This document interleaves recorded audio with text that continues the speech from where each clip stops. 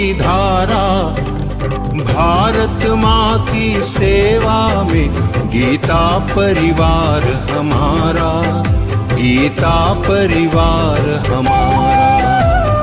ईश्वर भक्ति भाव से बहती संस्कारों की धारा भारत माँ की सेवा में गीता परिवार हमारा, गीता परिवार हमारा। जय भारत माँ, जय गीता माँ, जय भारत माँ, जय गीता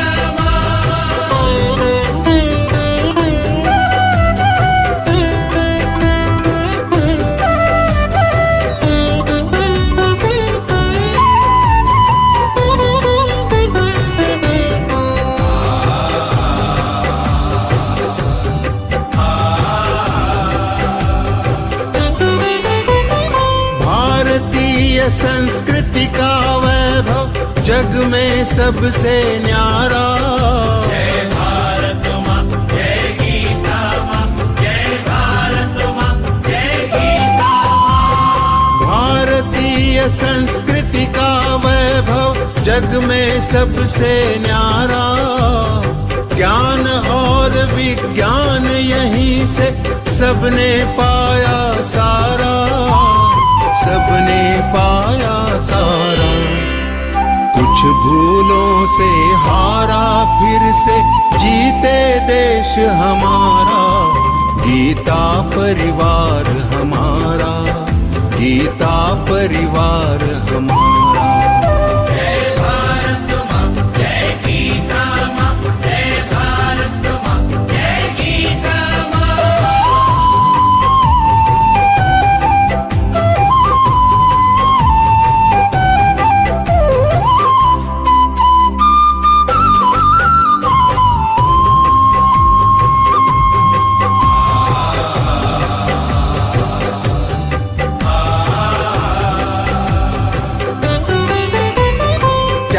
शील सेवा व्रतधारी युवा जगे पुरुषार्थी। जय भारत माँ, जय गीता माँ, जय भारत माँ, जय गीता माँ। त्यागशील सेवा व्रतधारी युवा जगे पुरुषार्थी। वैज्ञानिकता विनय सभ्यता स्वभाव हो निस्वार्थी, स्वभाव हो निस्वार्थी। देशभक्ति में तेजस्वी हो फिर समाज यह सारा, गीता परिवार हमारा, गीता परिवार हमारा। जय भारत माँ, जय गीता माँ, जय भारत माँ, जय गीता माँ।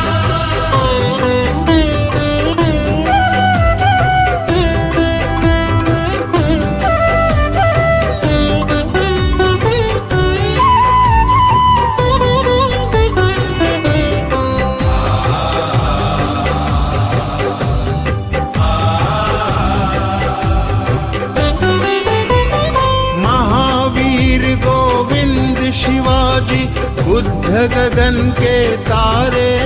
जय भारत माँ, जय गीता माँ, जय भारत माँ, जय गीता माँ। महावीर गोविंद शिवाजी बुद्ध गगन के तारे। परंपरा की पुण्य चेतना उर में हम सब धारे, उर में हम सब धारे। बाल हृदय में उसे जगाकर जगे देश यह सारा, गीता परिवार हमारा, गीता परिवार हमारा। जय भारत माँ, जय गीता माँ, जय भारत माँ, जय गीता माँ।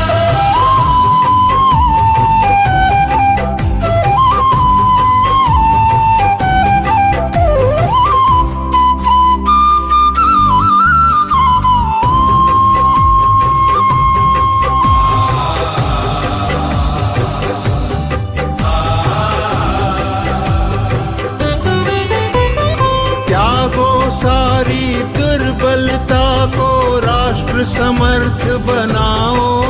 जय भारत माँ, जय गीता माँ, जय भारत माँ, जय गीता माँ। त्यागो सारी दुर्बलता को राष्ट्र समर्थ बनाओ। बंधु भाव समता ममता से सबको गले लगाओ, सबको गले लगाओ। चलो विवेकानंद मार्ग पर शुभ संदेश हमारा। गीता परिवार हमारा, गीता परिवार हमारा। ईश्वर भक्ति भाव से बहती संस्कारों की धारा। भारत माँ की सेवा में गीता परिवार हमारा, गीता परिवार हमारा, गीता परिवार हमारा, गीता परिवार हमारा, गीता परिवार हमारा, गीता परिवार हमारा।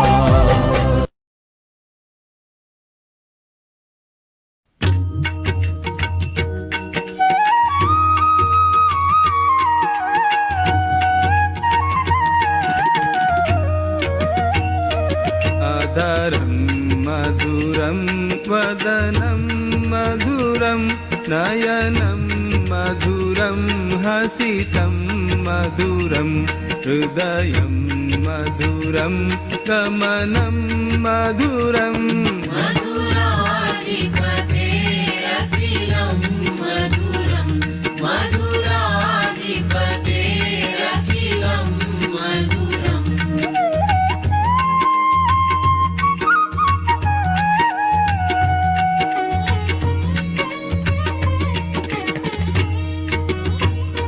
वचनं मधुरं चरितं मधुरं वसनं मधुरं वलितं मधुरं चलितं मधुरं भ्रमितं मधुरम्।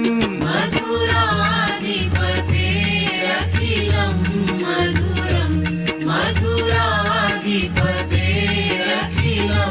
मधुरम्।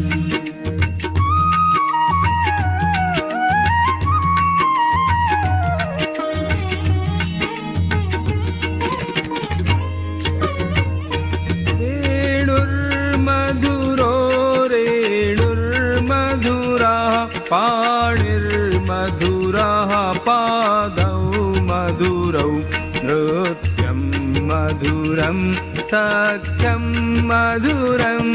मधुराधिपतेरखिलं मधुरं मधुराधिपतेरखिलं मधुरम्।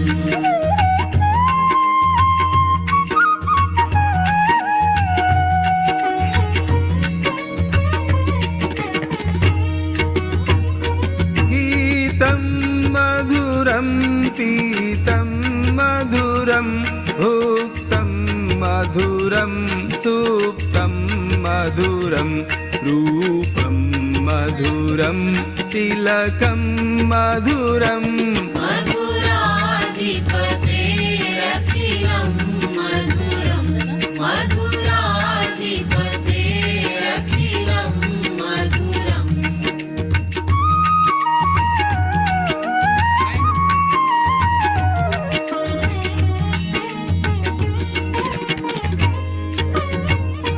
हरणं मधुरं तरणं मधुरं हरणं मधुरं स्मरणं मधुरं वमितं मधुरं शमितं मधुरम्। मधुराधिपतेरखिलं मधुरं मधुराधिपतेरखिलं मधुरम्।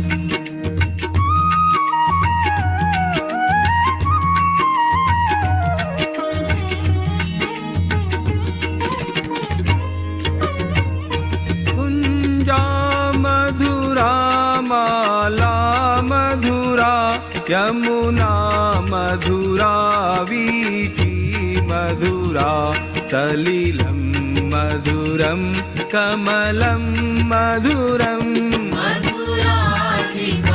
मधुराधिपतेरखिलं मधुरं मधुराधिपतेरखिलं मधुरम्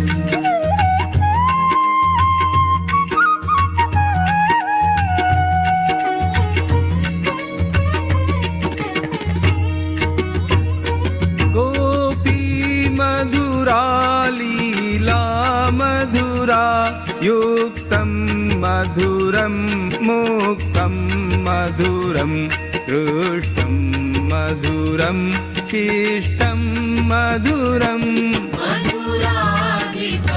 मधुराधिपतेरखिलं मधुरं मधुराधिपतेरखिलं मधुरम्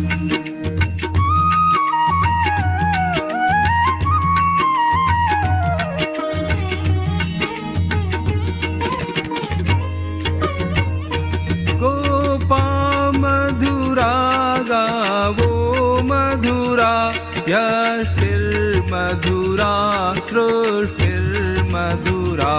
दलितं मधुरं फलितं मधुरम् मधुराधिपतेरखिलं मधुरं मधुराधिपतेरखिलं मधुरं मधुराधिपतेरखिलं मधुरं मधुराधिपतेरखिलं मधुरम्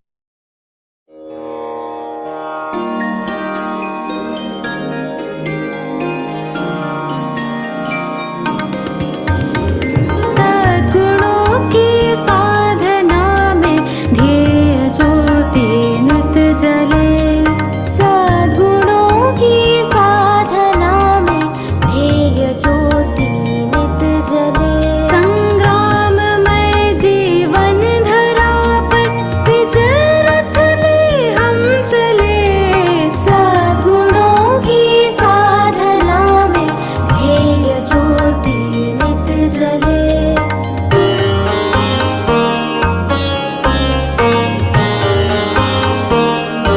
हो समर्पण लखन जैसा राम जैसा त्याग हो भीष्म सा हो नियम पालन शौर्य में अभिमन्यु हो आपदाओं को कुचल कर वीर बालक हम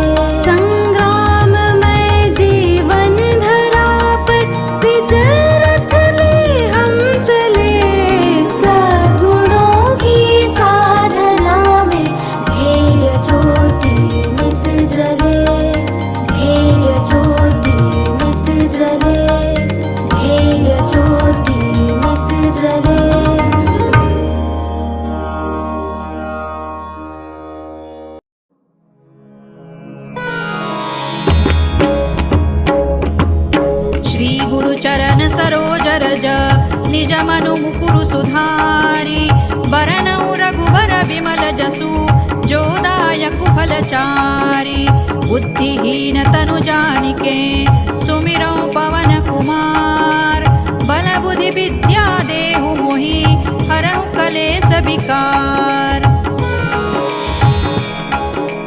जय हनुमान ज्ञान गुण सागर जय कपीसति लोक उजागर रामदूत अतुलित बल धामा अंजनी पुत्र पवन सुत नामा महावीर विक्रम बजरंगी कुमति निवार सुमति के संगी कंचन बरन विराज सुबेसा कानन कुंडल कुंचित केसा हाथ वज्र और ध्वजा विराजे कांधे मूज जनेऊ साजे शंकर सुवन केसरी नंदन तेज प्रताप महाजगवंदन विद्यावान गुणी अति चातुर राम काज करिबे को आतुर प्रभु चरित्र सुनिबे को रसिया राम लखन सीता मन बसिया सूक्ष्म रूप धरि सियहि दिखावा विकट रूप धरि लंक जरावा भीम रूप धरि असुर संहारे रामचंद्र के काज संवारे लाय सजीवन लखन जियाए श्री रघुबीर हरषि उर लाए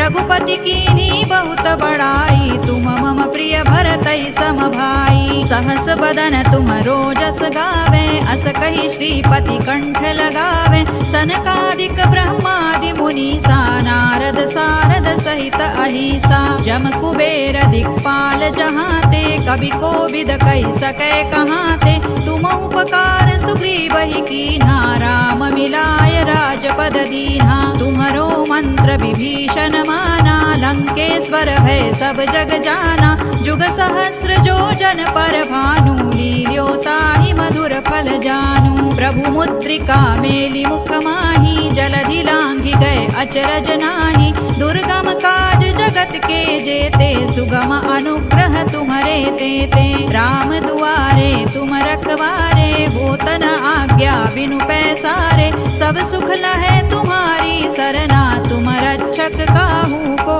डरना आपन तेज संहारो आपे तीनों लोक हांकते कांपे भूत पिशाच निकट नहीं आवे महावीर जब नाम सुनावे नासै रोग हरै सब पीरा जपत निरंतर हनुमत वीरा संकट ते हनुमान छुड़ावे मन क्रम वचन ध्यान जो लावे सब पर राम तपस्वी राजा तिनके काज सकल तुम साजा और मनोरथ जो कोई लावे सोई अमित जीवन फल पावे चारों जुग पर ताप तुम्हारा है प्रसिद्ध जगत उजियारा साधु संत के तुम रखवारे असुर निकंदन राम दुलारे अष्ट सिद्धि नौ निधि के दाता असवर दीन जानकी माता राम रसायन तुम्हारे पासा सदा रहो रघुपति के दासा तुम्हारे भजन राम को पावे जन्म जन्म के दुख बिसरावे अंत काल रघुबर पुर जाई जहाँ जन्म हरि भक्त कहाई और देवता चित्तन धरई हनुमत से सर्व सुख करई संकट कटे मिटे सब पीरा जो सुमिरे हनुमत बलबीरा जय जय जय हनुमान गोसाई कृपा करहु गुरुदेव की नाई जो सत बार पाठ कर कोई छूट ही बंदी महासुख होई जो यह पढ़े हनुमान चालीसा होय सिद्धि साखी गौरीसा तुलसीदास सदा हरि चेरा की जय नाथ हृदय महडेरा पवन तनय संकट हरन मंगल मूर्ति रूप राम लखन सीता सहित हृदय बसहु सुर भूप सियावर रामचंद्र की जय पवन सुत हनुमान की जय उमापति महादेव की जय।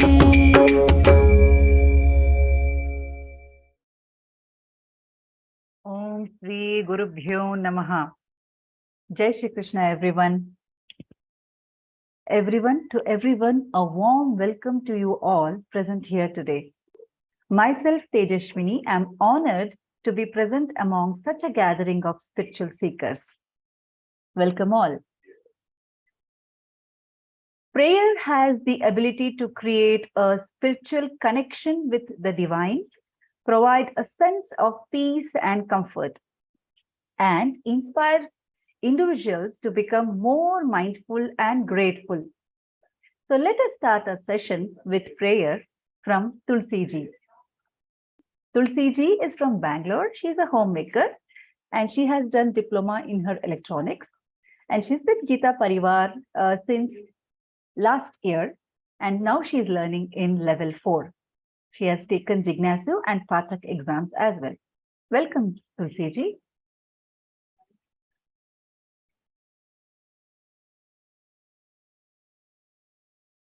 Tulsi ji, unmute yourself and you can go ahead with the prayer. Didi, am I audible? Yes, yes, you are.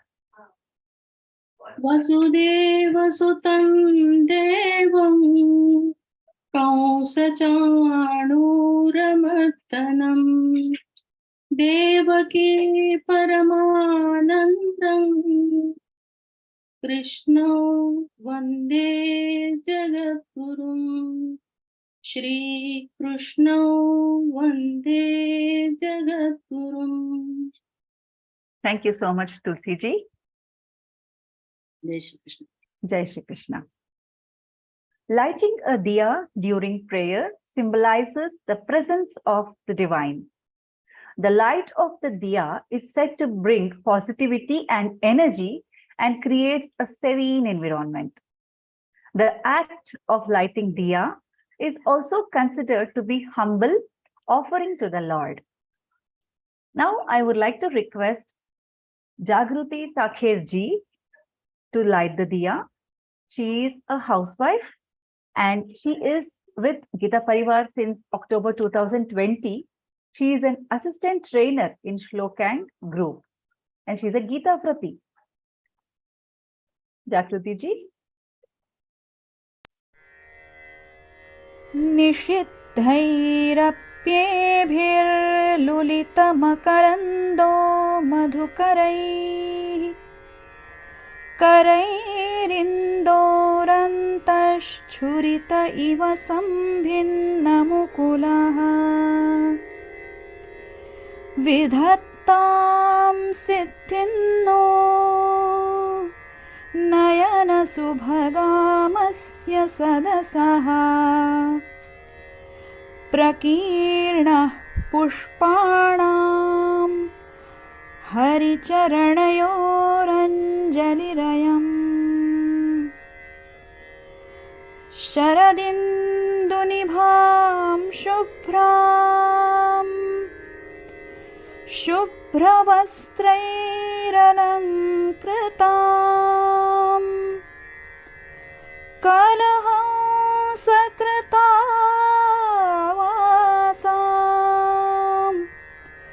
वरदां Sharada नुमः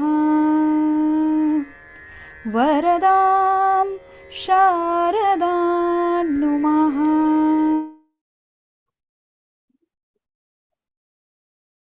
Thank you so much, Jagruti ji, for a divine beginning. Now is the time we are all waiting for. We are very fortunate to have such an erudite and knowledgeable speaker with us today who will share his insights and meaning of Karma Yoga of Bhagavad Gita.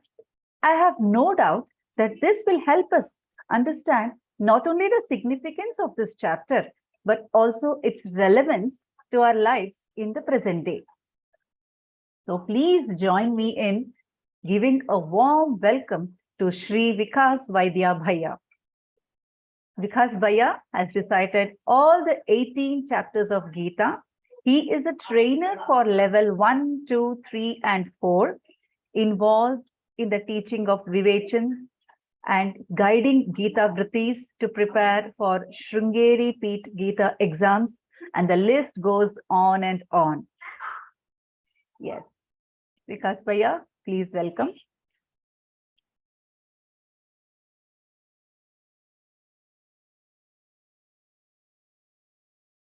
Jai Shri Krishna. Vasudeva Sudan Devam Kausachanuramardanam Devaki Paramanandam Krishnam Vande Jagadgurum. Krishnam Vande Jagadgurum. जय Shri Krishna to all. Swami ji के चरण कमल में कोटि कोटि नमन करते हुए will start our first session of third अध्याय Karma yoga, one of the most important adhyayas of Geeta. Now this I will say for every adhyay, so get used to this sentence that this is a very important adhyay. Okay, now let us start. What is there? What is the background of third adhyay? The background of third adhyay is obviously first and second adhyay. As we have seen in adhyay 1, Arjuna was very much reluctant. He was very much against taking up the battle and gave several reasons to Lord Shri Krishna as to how disastrous it will be if we take up this war. And ultimately, we will not gain anything out of this war. This was the conclusion of Arjuna. Shri pashyami hatva svajanamahave. I don't see anything good happening to us by killing our own people. And then aho batamahat papam kartum vyavasita vayam. See, surprising that we have prepared ourselves to kill our own people. And in second adhyaya, Arjuna goes to the extent of saying that Shriyo bhuktum bhakshamapi haloke. I'll prefer to beg and live my life rather than fighting this war. And at the end, he announces in second adhyaya that Nayod Sita Govinda. I am not going to fight this war. Final decision. I am not going to fight the war. So in adhyaya 2, in some shlokas, Paramatma, that means Lord Sri Krishna, has praised the Jnana Yoga, knowledge, wisdom, and said, Durena Yavaram Karma Buddhi Yoga Dhananjaya. That means Sakam Karma, Arjuna, are very, very inferior to Jnana Yoga, Buddhi Yoga. Tasmad Yoga Yujjasva Yoga Karma Sakaushalam. You learn equanimity of intellect, equanimity of Samata Buddhi, that means Samata Buddhi. Learn the technique of being equanimous for all situations of Sukha, Dukkha, Labh, Hani, Jai, Parajay, all that. Learn that technique. And then you can lead to the path of salvation, liberation. Now, Arjuna picked up this particular shloka and he said, now he is of the opinion that, okay, this is the easier option then. I don't have to take up the war. I need to go to a guru, give him service, render him service, learn some jnana from him and proceed on my path of liberation, salvation, moksha, whatever you call it. But in some shlokas, Krishna had said good things about Karma Yoga also. So this was confusing for Arjuna. Sometimes Sri Krishna is saying Buddhi Yoga, Jnana Yoga is good. Sometimes he is saying Karma Yoga is good. He went to the extent of telling that with Jnana Yoga, you can attain the salvation, liberation. But then again he comes back on Karma Yoga. So this seesaw situation, Arjuna got confused, thoroughly confused. And then he asked some questions to Lord Krishna in this adhyay. The first two shlokas are from Arjuna asking such questions. First two shlokas we'll take together. They are related to each other. So first shloka, Shri Om Shri Paramatmane Namaha Śrīmad-Bhagavadgītā Athat Tritiyo Dhyayah Arjuna Uvaca Jyayasi Chet Karmanaste Mata Buddhir Janardana Tatkin Karmani Ghore Man Niyojesi Keshava Vyamishrene Vakyena Buddhim Mohayasi Vame Tadekam Vada Nishchitya Yena Shreyo Hamapnuyam. So Vyamishranema. Before that, the first shloka of this adhyay, Jyayasi. Jyayasi means better.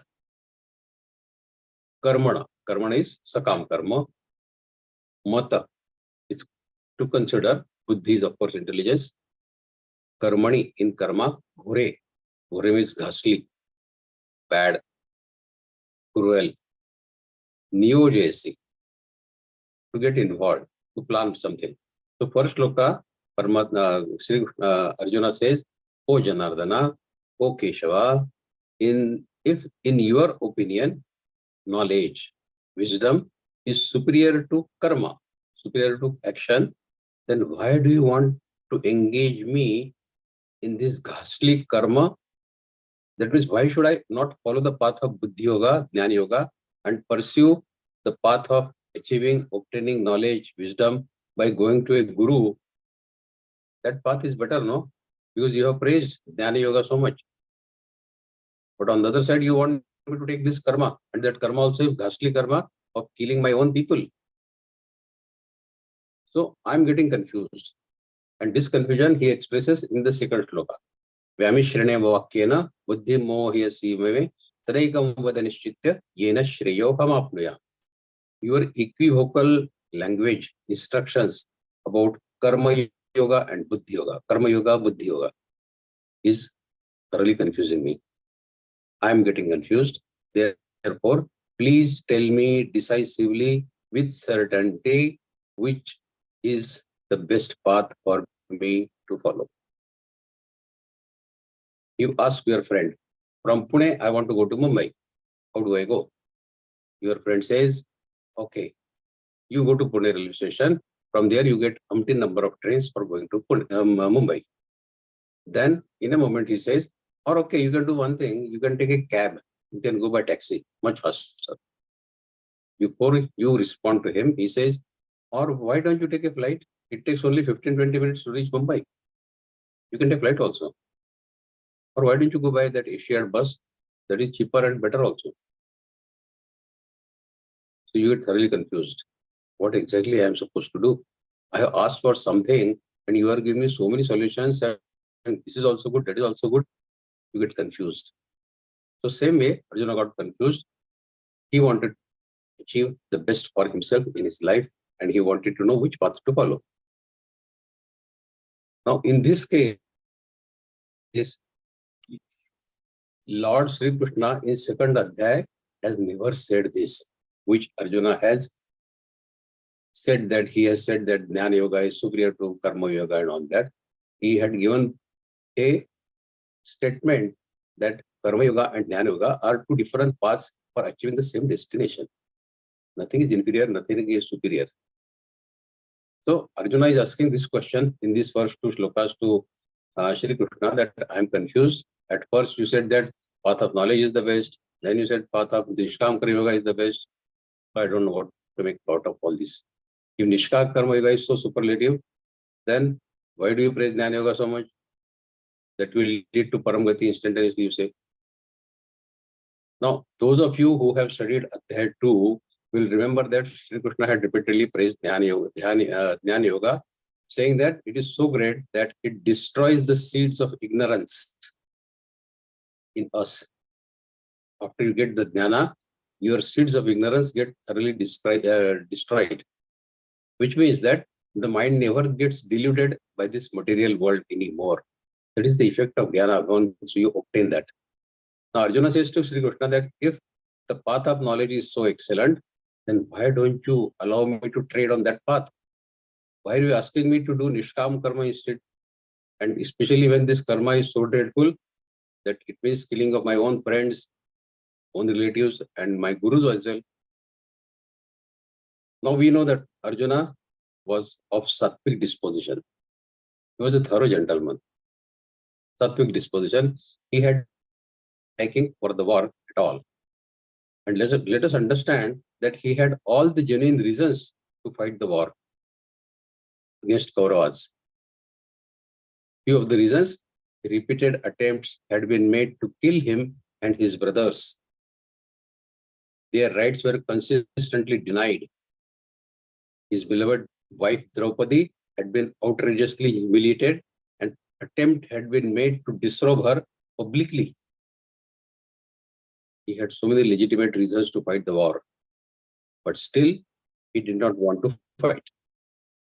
This shows how pure mind his was. In contrast, let us introspect where we stand matter. Many people, many of us also included, we never remember the words of wisdom spoken by our own guru. We don't remember them. We listen to them and then we forget about it. But some people, in fact, all of us, we never forget a bad remark which someone had made about us decades ago. 20 years ago, this fellow had called me a Buddhu. You don't understand anything. That you remember even for 20 years. But the good words of wisdom spoken by your own guru, you don't remember. So if you are constantly looking for reasons to get disturbed, agitated, and angry, then who can help you? Such an individual will always be upset about something or the other. But as I said, did Krishna really say in Adhyaya 2 that the path of knowledge was superior to Nishkam Karma Yoga? This is an important point which we'll discuss in the next few shlokas of this Adhyaya. See, you hear what you want to hear. This is the psychology of human beings. You hear what you want to hear and not what has been actually said. You become an expert in deriving the meaning which you want from whatever has been spoken by others. You draw your own meanings convenient to you. Others may be speaking anything, but you draw whatever is convenient for you.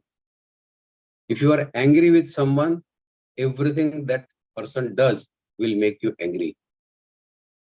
Then let it be how he talks, how he walks, how he eats, everything about him will make you angry. Because you already decided to be angry with him. You had already decided not to take up the war. So he took the meaning, what he wanted to draw from Sri Krishna shlokas. On the contrary, if you are fond of someone, then you are not upset with him or her, even if he or she misbehaves with you. This is the part of human psychology.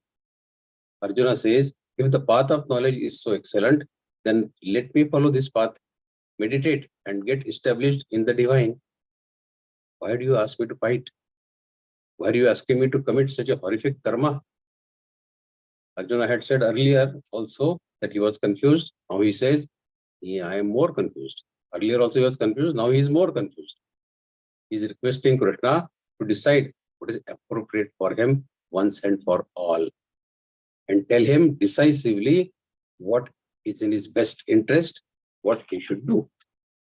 So these are the first two shlokas. Let us proceed on to third shloka, which Paramatma is replying to Arjuna's two questions.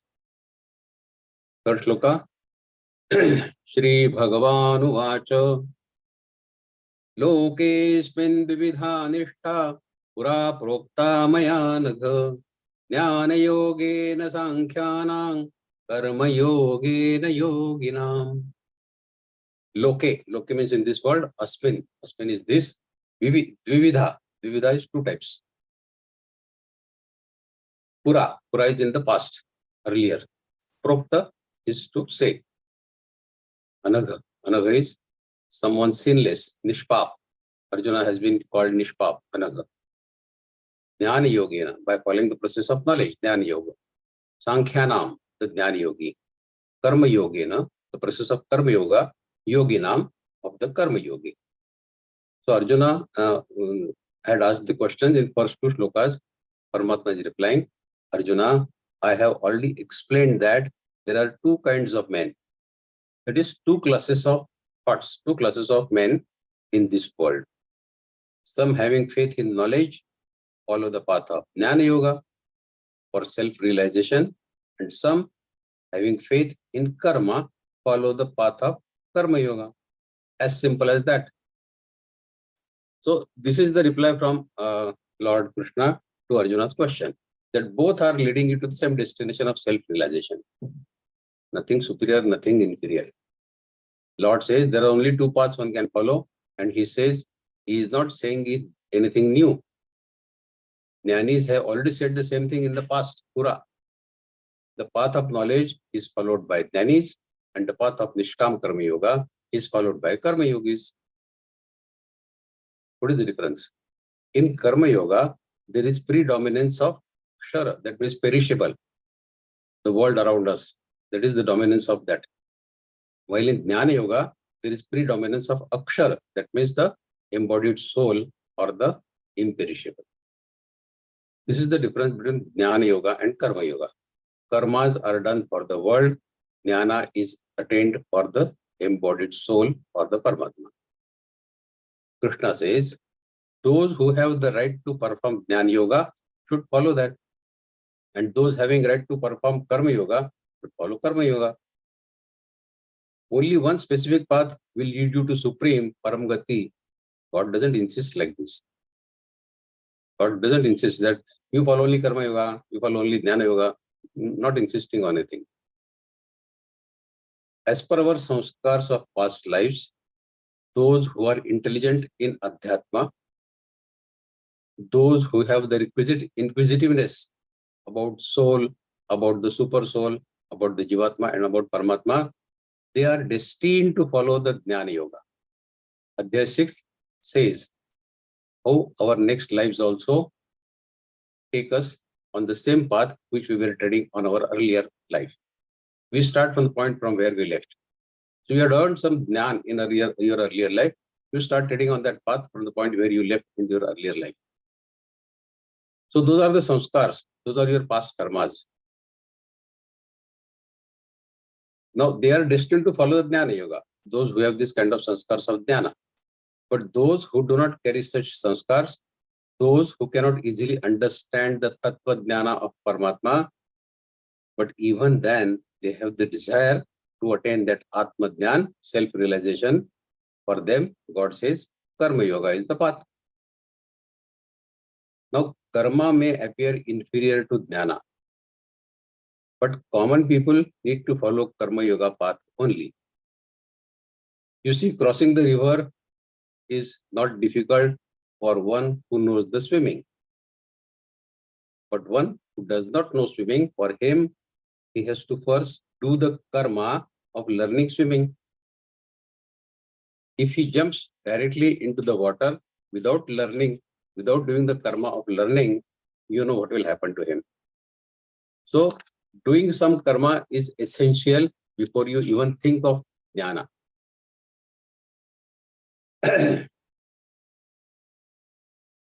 Sankhya Yogi, Jnana Yogi, his main focus is to remain cut off, aloof from the material world and constantly practice sacrificing the needs.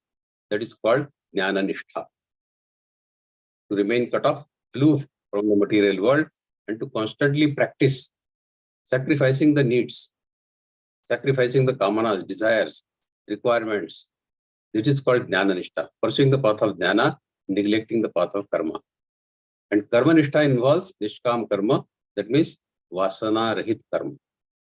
While performing prescribed duties of, say, your job or business, and simultaneously practicing detachment from the worldly attachment is karma yoga.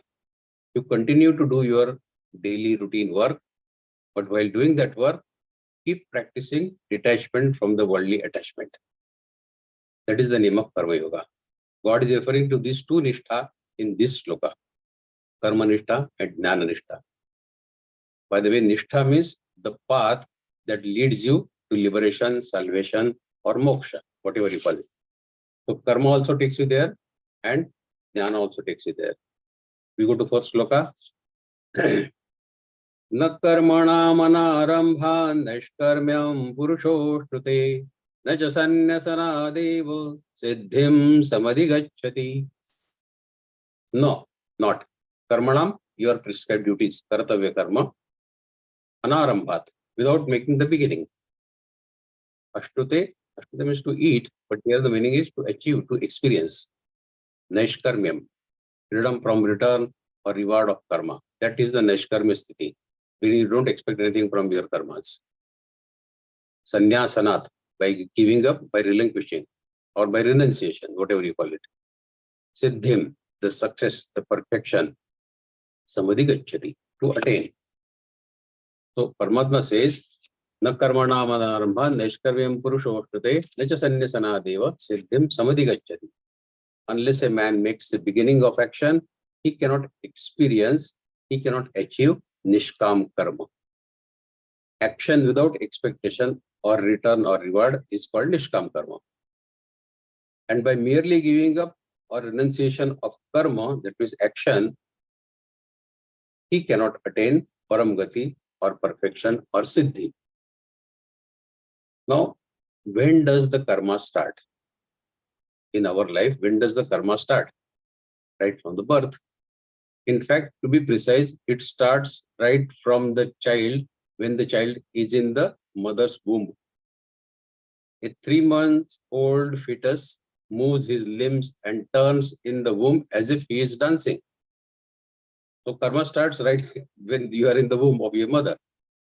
It blinks its eyes, moves his limbs, and even sucks his thumb. So even before the baby is born, the karma has already commenced, right in the mother's womb. It may sound strange, but the process is do the karma and then intelligently, quietly come out of it. Means you put your hand in the mud and then clean it. Arjuna's question is just that. Why should I put my hand in this ghastly karma of war? It is a mud. Why should I put my hand in that mud of ghastly karma? Shri Krishna says, unless you perform your prescribed karma, you don't get qualified for jnana nishtha. All the happenings in life making us frequently happy and unhappy, distressed, they are merely coming in life to test us and to train us. Our journey in jnana nishtha depends on how we perform while performing our prescribed duty and how we respond to conflicting situations of sukha dukkha. And this is adhyatma. This is adhyatma. Running away from your duty does not fit in the definition of adhyatma. You see, the flow of river has to travel a long distance for attaining or becoming one with the sea. Similarly, for attaining jnana, you have to take the support of karma yoga. You can attain jnana nishtha after karma nishtha. Path of jnana is of course very tough, difficult, depends on your past sanskars as well, and common people cannot tread on this path so very easily. And while doing karma, one has to take one care. If you remove the 2 poisonous teeth while doing karma, which are the 2 poisonous teeth? Imagine it's a snake. Karma is a snake. It has 2 poisonous teeth. What are their names? Karma phala asakti, that means return reward expectation, and kartutva bhiman, the false pride of doership. If you remove these 2 poisonous teeth, then such karmas do not create bondage and do not create obstacles in your path of moksha. So keep treading on the path of karma yoga by removing these 2 poisonous teeth, and then you don't get bondage because of your karma, and nobody can stop your journey on the path of moksha. Now, performing prescribed duties means marching ahead on the path of moksha. Like the lotus that blossoms in the mud, similarly, remaining on the path of karma, that is mud, one needs to parallelly develop that jnana nishtha, that lotus. It may be mud, you may think this world of karma is a mud, but you have to still live with that. In mud, that lotus of jnana nishtha, it comes out. The mud does not spoil the lotus. Similarly, the karmas that we do not make the gyan inferior. The gyan remains of its top quality only. Moreover, unless you do karma and experience the resulting sukha and dukkha, favorable, unfavorable, happiness, unhappiness, these contradicting situations, unless you face that, which you face only after doing karma, how will you know that you have remained equipoised in all situations? As I said, all these incidences of happiness and unhappiness, sadness come in our life to train us, to test us. So how can you test yourself if you don't do the karma? That you remain equipoised in all contradicting situations. That is why doing karma is a self-test as well. Okay, we go to the next shloka now, 5th shloka. Nahi kaschit kshanamapi jatu tishthatya karma krut karyate yavashah karma sarva Prakritijairgunaihi nahi kaschit. Anyone. Kshanam. Kshanam is the moment. Jatu. In any condition at any time. Jatu. Tishtati. To remain. Akarmakrut. Akarmakrut. Without doing some action, without doing some karma. Karyate. Gets the action done. Karyate. Avasha. Helplessly or controlled by the nature. Prakriti. Sarva Prakriti Jai Gunaihi. Sarva is all. Prakriti Jai. Prakriti Jai means born out of Prakriti, born out of nature. Gunai. The gunas of Prakriti, which are namely Sattva Guna, Rajoguna, and Tamoguna. Mode of goodness, mode of passion, and mode of inertia or mode of ignorance. That is Tamoguna. So Paramatma says in this shloka, no one in any condition at any time can remain without doing any karma. No one. Because everyone is forced to helplessly follow the three gunas of Prakriti, Sattva, Rajotamo of the nature and act according to their dominance at given time. Sometimes you are in a good mood, sattvic mood, you do sattvic karma, your mood changes, you want to enjoy the life, you want to enter into sense gratification, you become Rajasi, you perform Rajasi karma, then Tamasi also, maybe again come back to sattvic. So this activity chain continues throughout the life. Paramatma says, he's telling the simple truth that you cannot refrain from doing action even for a moment. You cannot renounce actions, not possible. We are all born due to some action of our parents. So when the body itself is born out of some action, then can any person even think that he will remain inactive? Your body itself is a result of action. So how can you say that I will remain inactive? It's impractical.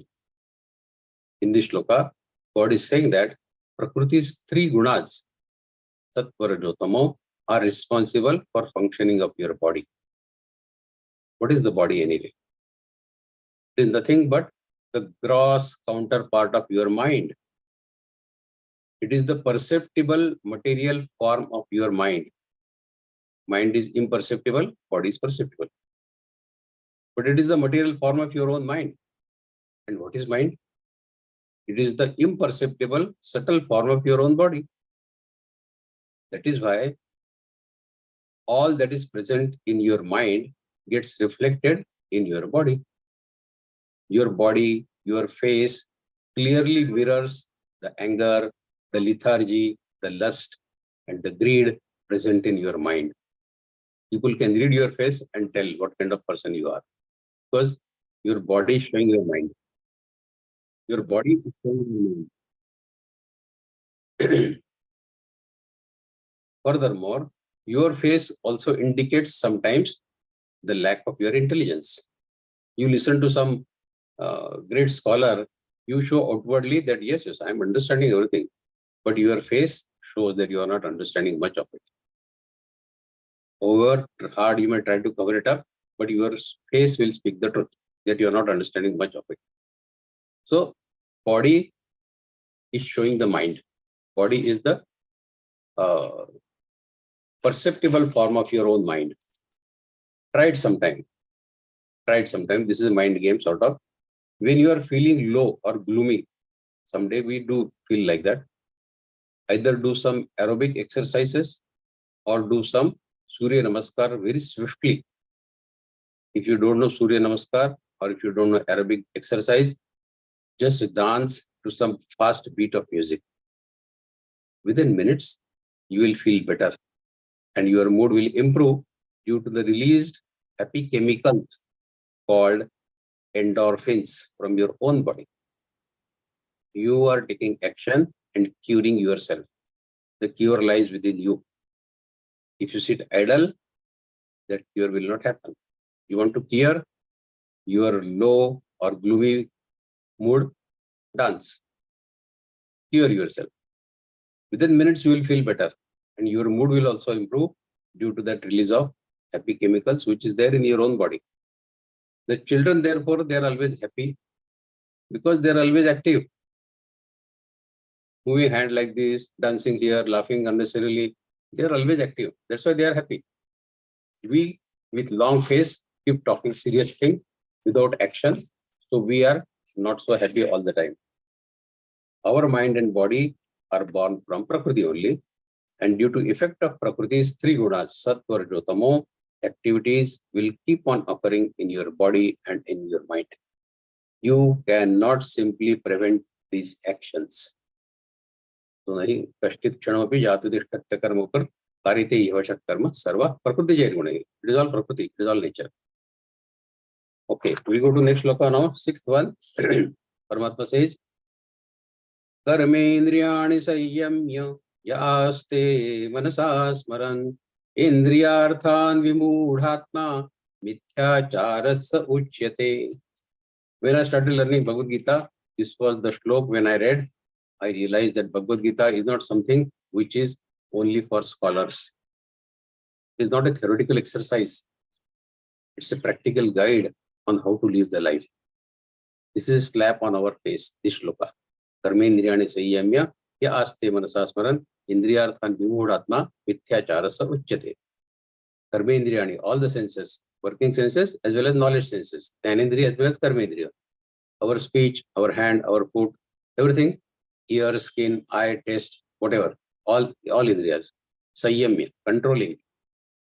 Aste, to remain. Manasa, by the mind. Smaran, smaran is to do smaran, that means to think of. Indriyarthan, indriyartha is the sense objects. Shabda, sparsha, rupa, rasa, gandha. Sound, touch, form, taste, and smell. These are the sense objects of our senses. Mithyachar, cheating, uchyate, is called. So Paramatma says in this shloka that one who restrains, controls his senses forcefully and keep them away from their respective sense objects. You force your eyes not to see something. You force your ears not to hear something. You force your tongue not to taste something. This is forcing the indriyas and keeping them away from their sense objects. So people are successful in doing it, forcefully of course, but they keep thinking about those very subjects mentally which they have avoided their senses to go to. Paramatma says, such a person is fooling himself and he is trying to fool me also. This is mithyachar. This is hypocrisy. This is mithyachar. I don't accept it. Paramatma doesn't like outward change in you. You show that I am doing upvasa and you are thinking of eating. Paramatma doesn't like it. So whatever you are, you have to be doing it mentally as well. Mano nigraha is as important as indriya nigraha. Paramatma says, I tell you my example. I decided one day that from next Thursday, I will start doing upvasa. Throughout the day, I will not eat anything. And then I told my wife, from next Thursday, I will be doing upvasa, fasting. I will not eat anything throughout the day. Only in the evening at 7 o'clock, after sunset, I will eat something. Okay, wife said to me. Every wife knows her husband very well. She knows whether this guy can do it or cannot do it. But she said, okay, you do it. Thursday came, early morning, I announced, today is my upvasa fasting day. I am not going to eat. Okay, fine. 9 o'clock, everybody is at the breakfast table. I am not there because I am fasting. Very good. 10, 11, 12, 1. Everybody is on the dining table, taking the lunch. I am not there. I am just watching. People are eating. I am watching. I am feeling very, very hungry. But I cannot eat because I have already announced I am fasting. 2 o'clock, 3 o'clock, I tell my wife, I am going to feel extremely hungry by 7 o'clock. I'm feeling hungry, in fact, now also. So at 5 o'clock, you should go to the sweet mart near our house, that Vaibhav Sweets. Go to him at 5 o'clock. He fries jalebis in pure ghee. Get half kg of those jalebis. And at the same time, get half a dozen of kachori samosas also for me. I'll be feeling very hungry and I want to eat all that. 3 o'clock, I remind my wife. You remember, no? You have to go to that sweet mart? Yes. 4 o'clock, I remind. And when it is 5 o'clock, I almost shout at my wife, saying, oh my God, it is already 5 o'clock. You have not gone to the sweet mart. You should go there now. Everything will get exhausted if you don't go now. I'll be feeling very hungry and I want all those items. So when I say this to my wife, I must have realized, which I did not, unfortunately, that externally, forcefully, I have restrained my tongue from eating. I have not eaten anything, honestly. From morning till evening, that time, I have not eaten anything. But mentally, I am always eating. I have eaten half kgs of jalebis. I have eaten half a dozen samosas and kachoris. So mentally, I am not doing fasting.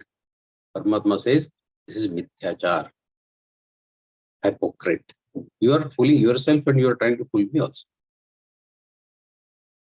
So a man of foolish understanding who cannot distinguish real from unreal, he restrains his senses forcibly from running after the sense objects. Sense objects are sound, touch, form, taste and smell. Shabda, sparsha, rupa, rasa, gandha. But mentally, he thinks of objects of enjoyment with his mind and assumes that he is doing nothing. He is actionless. Such a person is called a hypocrite. According to Geeta, actions of body, speech and mind are all karmas. 18th Adhyaya says, Sharira vang mano viryat karma prarabdhe nara. Sharir, vak means your vani, your speech and mind. Anything happening, any kriya happening in any of these three is called karma. So no point in saying that I did not do anything. I just thought about doing it. You thought about it now. Your thought is considered as karma. I have only spoken about it. I did not do anything. You're talking about it is your karma. So this is the lesson we get. And this is a wonderful shloka. I fell in love with Bhagavad-Gītā when I read this shloka first. That yes, this is the real teaching for human beings how to live the life. This is a lesson. That day onwards, if I do fasting on say Ekadashi day, I'd never think of eating. So the lessons we have to learn from Bhagavad-Gītā are like this. Bhagavad-Gītā is not something which is beyond understanding. You have to understand and draw meaning that is there for you to follow in your day-to-day life. Complexities, forget about complexities. There are no complexities, honestly. But every shloka you read of Bhagavad-Gītā, it gives you some lesson. If we try to follow at least 2, 3, 5 shlokas of Bhagavad-Gītā, our life will change. So, the worldly pleasures which can be enjoyed externally can as well be enjoyed internally, mentally, I mean. As external pleasures, when we enjoy, they leave their influence on our mind and body, both. Similarly, the internal pleasures which we are enjoying in our mind only, they also leave some signs of influence on our mind and body as well. External pleasures can be controlled, restrained by discrimination, by our vivek buddhi. It is not correct. Don't look at this like that. Or thinking of the adverse social consequences. What will happen if I really do this? Or to maintain the social decorum. For example, in a gathering of people, there is one beautiful lady, you are looking at her constantly. Then you realize this is not a good social practice to look at women like this. You restrain yourself. And then you tell yourself, see, I have controlled myself. I'm not looking at her anymore. But mentally you are thinking about it. No, what about that? So Paramatma calls it as a mithyachar. And in having internal pleasures, there is no obstacle, there is no social stigma, no social decorum involved. If you think mentally, how other people will know what you are thinking mentally?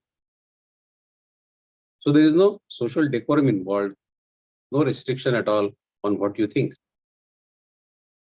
So a person who goes on enjoying these pleasures with his mind and develops a false pride that he has removed these pleasures. He is not, mentally he is involved in it.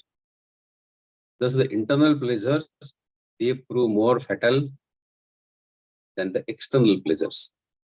External pleasures, he has to give up now or after some time. Internal pleasures, there is no time limit, there is no restriction, no obstacle. Therefore, the person should very carefully restrain his mind from thinking of objects of enjoyment. Paramatma says, if you do it, it is a mithyachar. I don't like it. Can we go to 7th sloka now? Yastvindriyani manasa niyamya arabhatirjuna karmendriyah karma yogam asaktasya vishishyate. Ya means the sarvanam in Sanskrit. Ya means one who, indriyani, the senses, manasa, by the mind, niyamya, to regulate, to restrain, to control, arabhate, to begin, to start, karmendriya, our active senses, karma yogam, the devotion of karma yoga, asakta, that means without attachment, vishishyate, by far the better, the superior.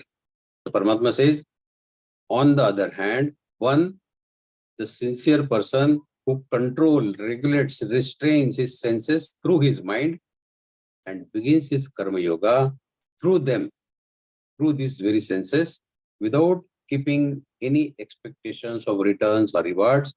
That means he enters into Nishkam Karma Yoga, he is by far the superior. Clear shloka says, Karmendriyane Sayyamya Aste Mansasmaran, Indriyarthan Vimudhatma Mithyachara Sauchyate. In this shloka, Paramatma shows the power of mind. If mentally you can restrain your senses, then you can enter into Karma Yoga. So if a striver, person he is eager to get salvation, moksha, then first thing is he should have that strong desire in him, eagerness for salvation or moksha. Then there is generosity in his nature to help others. And there is compassion in his heart. That means he gets happy with the happiness of others and he becomes sad with suffering of others. This latter is difficult. We can become happy with others' happiness, but rather the other way, we can become sad in others' sufferings. If somebody is suffering, we can become sad. Okay, we express our sympathies for him. But when others are happy, are we genuinely happy? My neighbor has bought a car, I don't have. My neighbor has got second house, I don't have. His happiness may make you unhappy. But this yogi who is striving for salvation, moksha, he has to be generous in his thinking. There should be compassion in his heart. That means he gets happy with the happiness of others and becomes sad with the suffering of others. So a striver having these three traits, which three traits? Eagerness for salvation or moksha, generosity in the nature, and compassion in the heart. If he has these three attributes, he becomes eligible for Karma Yoga. He can easily practice Karma Yoga with these three traits in his life. In Karma Yoga, there is one division of Karma and another division of Yoga. Yoga means connection. Proper utilization of one's things, capabilities like power, position, ability, and rendering service to the people. This is the duty part, the karma part. You are doing karma for the people surrounding you, for the world. And by discharging one's duties, there is disunion, that means disconnection from the assumed union with the material world. You are not working for yourself. You are not working for yourself. You are working with Nishkam Buddhi, Nishkam intellect for others. When you work for others, your interest in that increases more, and then you get detached from the world.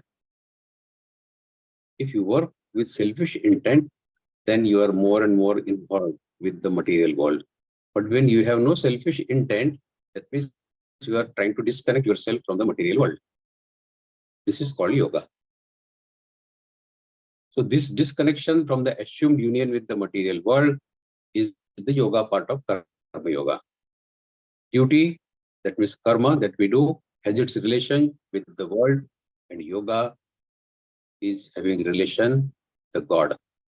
Karma, keep doing it for the world. By doing that with Nishkam intellect, you get connected with the Paramatma. So karma and yoga, two sides, two divisions of the same karma yoga. Okay, we go to next shloka. 8th shloka now. Niyatanguru karmatvang karmajyayoya karmanaha sharirayatra pichate na prasiddhyeda karmanaha. Paramatma says further that you engage yourself in doing, performing the duties described in our Vedas, in our Shastras, by our Gurus, because doing so is better than doing nothing. Akarmana. Akarmana is doing nothing. Doing these karmas which are prescribed for you is always better than doing nothing. One cannot even maintain his body if it doesn't work. Sharira yatra. Sharira yatra is to maintain the body. You cannot attain that siddhi of maintaining Sharira yatra also if you don't work, if you don't act. See, we keep doing karma time and again. The Lord says here to Arjuna that perform your prescribed duty as sanctioned by Vedas, by your Gurus, by the society, and you are a Kshatriya. Then fulfill the duty of a Kshatriya. Why? Because doing so is better than doing nothing. See, one set of karma known as Vidhayak karma, prescribed duty. This Vidhayak karma or prescribed duty are those which are sanctioned by the scriptures. In all the roles that we play in our day-to-day life, father, brother, husband, neighbor, co-worker, each role has a prescribed set of duties. These are our Vidhayak karma, which we need to do, we should do. As a father, we have to take care of our children. As a husband, you have to take care of your wife. As a son, you have to take care of your parents. So these roles define your prescribed duties. And you have to perform those prescribed duties which are sanctioned by scriptures, by Vedas, by society, by your Gurus, everyone. Then there is another set of karma which are known as Nishiddha karma, which are deplored, that is banned by scriptures. Don't do this. Don't do this. That category of work, karma. This has been banned by scriptures, Vedas, by Gurus, and by society as well. We will not speak more about those Nishiddha karma. Everyone knows what those Nishiddha karmas are. And there is third type of karma that is called akarma, which we will discuss in the coming shlokas of this adhyaya. So there is karma, which is sakam karma, there is vidhayak karma, and there is akarma, and nishiddha karma, of course. So these are the types of karmas which we'll discuss in the forthcoming shlokas of this adhyaya. Paramatma says, stop yourself from doing nishiddha karma by using your intellect and by using your discriminative wisdom. Discriminative wisdom is your viveka buddhi. And do the vidhayak karma. For example, serving your elders, waking up early in the morning, doing some meditation, offering prayers to the God, doing some japa, tapa or meditation, doing some kind of charity, helping the sick people, showing kindness to everyone. These are the vidhayak karmas. On the contrary, actions which are motivated by our greed and our lust, our strong desires, like eyeing the property of somebody else, looking at somebody's wealth and trying to think how I can grab that, stealing, killing, misbehavior with women. These are all nishiddha karmas. Lying, jhoot bolna, that lying is also a nishiddha karma. But now people find it very difficult to refrain from lying. They will say, wo to mushkil hai, I cannot do that. At times I have to do. Jhoot bolna padta hai, kya kare? But this is also nishiddha karma. And hypocrisy, the dambha, that means what you are not showing that. What you are not, that you are showing. So this is also a nishiddha karma. In short, do what ought to be done and refrain from doing that which should not be done. Use this viveka buddhi throughout your life. If you follow this small prescription, then you will lead your life in the best possible way. Do what you have to do. Don't do what you don't have to do. Simple. So this is the message of this shloka. We go to next shloka now. Yajnarthat karmano nyatra lokoyang karma bandhanaha tadartham karma kaunteya mukta sangas samachara. Yajnarthat, only for yajna. Bhagavad-Gītā says yajna means your kartavya karma. Yajna means not only burning the fire and offering some material in that like til or ghee and all that. That is one kind of yajna. But Bhagavad-Gītā interprets yajna as your karma, your kartavya karma, your prescribed duties. Karmana, other than work. Anyatra, anyatra is other work. Ayam, this karma bandhana, the bondage that your karma puts on you. Tadartham, for that yajna, Kaunteya, of course, Kunti Putra, Arjuna, Mukta Sangha, free from attachment. Mukta Sangha, Samachara, do it nicely, perfectly. The Paramatma says that, you see, yajna in Gita, as I said, is your prescribed duty. Like serving your parents is a yajna. Taking care of sick neighbors is a yajna. We keep performing such yajnas day in and day out, every day. All vidhayak karma happening through our body is yajna. Lighting fire and offering some items like I said, til or ghee in that fire is not the only meaning of yajna. Your entire life is a yajna, and this entire world is a yajna. And in this yajna of world, your karma is your sacrificial offering. World is a yajna, your karmas is a offering in that yajna, like you offer til or ghee in that fire of yajna. Your karmas, your offering in the yajna of this world. God says, one who regards his entire life as yajna and keeps offering his karmas in that yajna without return reward expectation, then all his actions will keep him unbonded. Karma other than your vidhayak karma will put you on the bondage. It will put a bondage on you. Yajnarthat karmano anyatra. Your yajnarthat, your kartavya karma, other than kartavya karma, will put a bondage on you. Karma bandhana. And coming to think of it, what is mine? Neither the body, nor the mind, nor the people related to this body are mine. Neither the earth, nor the sky, neither the five sense objects of Shabda, Sparsha, Rupa, Rasa, Gandha, they are mine, nor the three gunas, Sattva, Rajatamo, are mine. This is all Prakritis, this is all nature. Or the gods. Prakriti is also a form of God only. Everything belongs to the Almighty God. Such a person who thus sees his life as a yajna, and he considers his life as a gift received from Paramatma, from the God, he remains unattached and unbonded, Paramatma says. When nothing belongs to me, as we discussed, nothing belongs to me, what will I be attached to? Nothing belongs to me, body is not mine, mind is not mine, nothing is mine. So what will I get attached to? You can only be attached to something which you regard as yours. When the body, mind, and this entire world belongs to Lord, to the God, what can I be then attached to? This is the question. It is His grace, God's grace, that He has allowed you to enjoy His divine play. And He has given you a role in His play which He has transcribed. It is scripted by Him, and that play which is scripted by Him, you have been given a role. What more do you want? Paramatma has given you a role in His script. We should be thankful to Paramatma for selecting us to give that role. So whatever role we are following in our day-to-day life, like I said, husband, father, friend, whatever, we assume that it is given to me by Paramatma.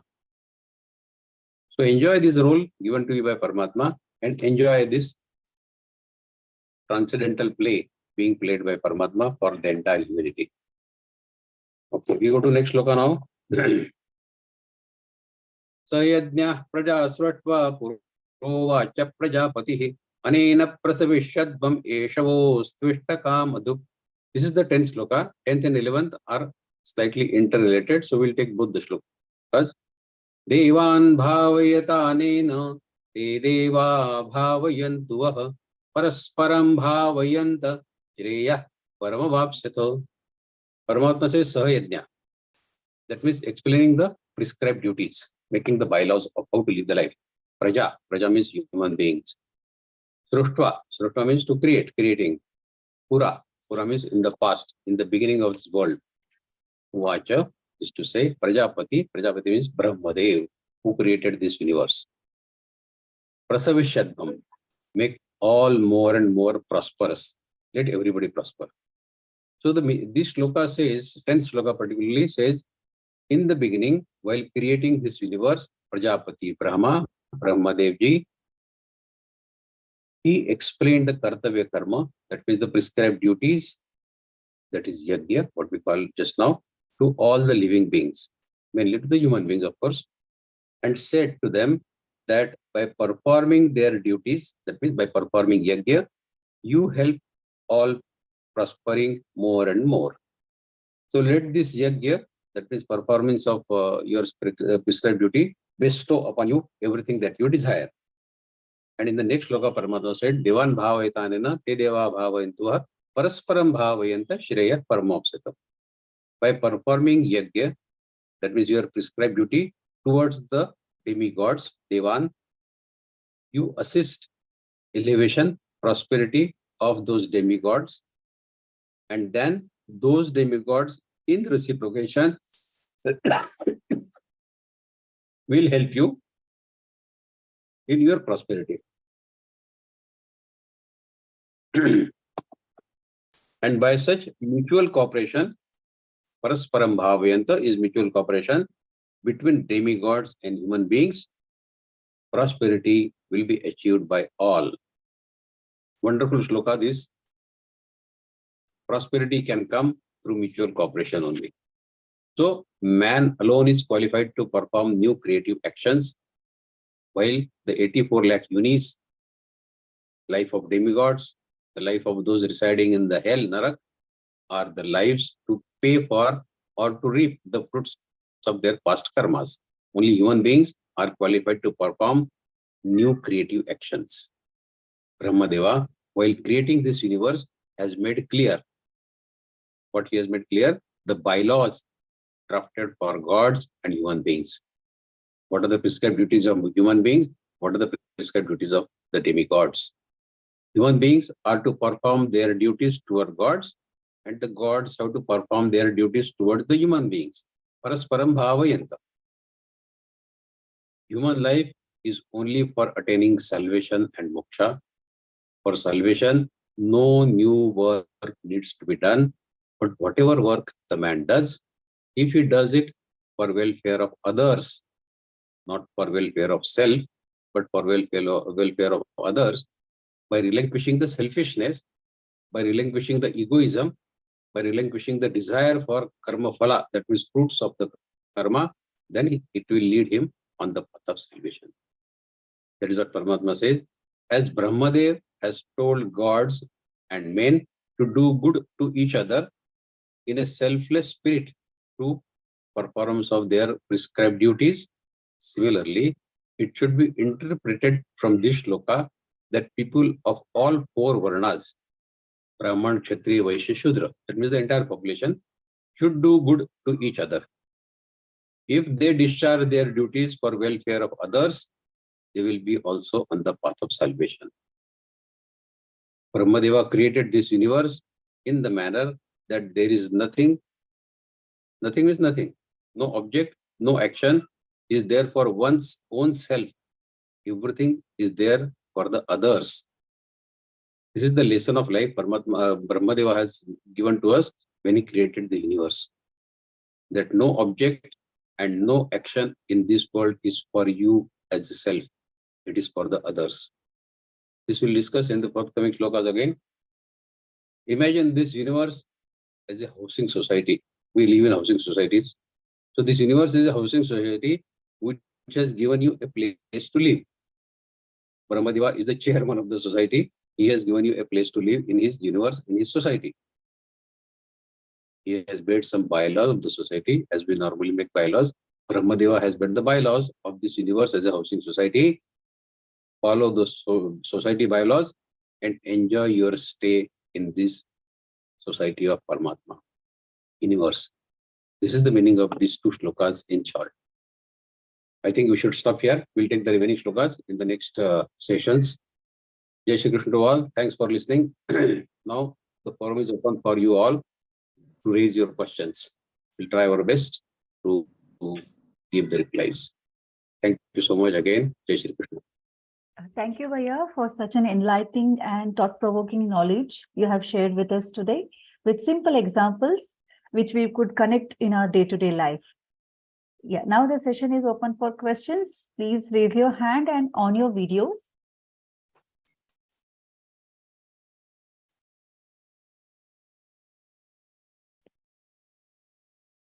Jyoti ji, Ita Jyoti ji.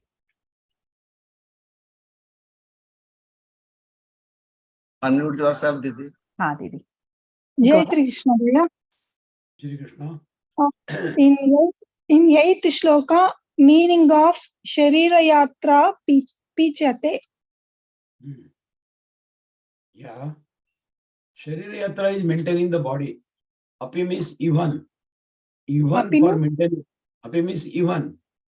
Given. Okay. Even for maintaining your body, you have to do some karma. Sharira Yatra Pichate. Even if you want to live, then you have to maintain the body. And for maintaining body, you have to do the karma. Either you do a job or you do a business or something. You have to earn something to feed your body. So unless you work, unless you do some karma, how can you maintain your body? Sharira Yatra Pichate.